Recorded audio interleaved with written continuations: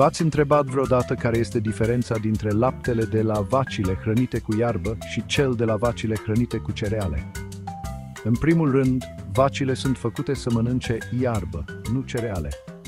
Atunci când vacile pasc iarbă, ele consumă o varietate de nutrienți care ajung și la noi prin laptele lor. Laptele de la vacile hrănite cu iarbă este o adevărată comoară nutritivă. Conține cu până la 400% mai mulți acizi grași omega-3 și cu 500% mai mult acid linoleic conjugat decât laptele de la vacile care nu pasc. Acestea sunt grăsimi bune care susțin sănătatea inimii și reduc riscul de cancer. În plus, este plin de vitamine importante, cum ar fi beta-carotenul, vitaminele E, D și B, precum și minerale, cum ar fi calciu și magneziu. Pe de altă parte, vacile hrănite cu cereale consumă adesea soia și porumb, care pot conține pesticide și erbicide.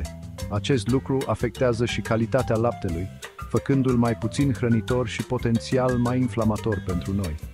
În schimb, vacile hrănite cu iarbă pasc pe pășuni pline de ierburi naturale, flori și plante medicinale.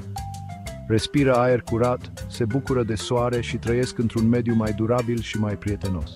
Acest lucru nu numai că menține vacile mai sănătoase, dar ne și oferă produse lactate mai bune și mai hrănitoare.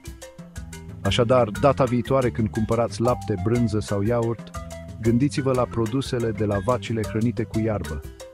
Este mai bine pentru voi, pentru vaci și pentru planetă. Nu uitați, sunteți ceea ce mâncați și ceea ce au mâncat animalele care vă procură mâncarea. Rămâneți sănătoși, rămâneți informați. Nu uitați să dați like, să distribuiți și să vă abonați la canal.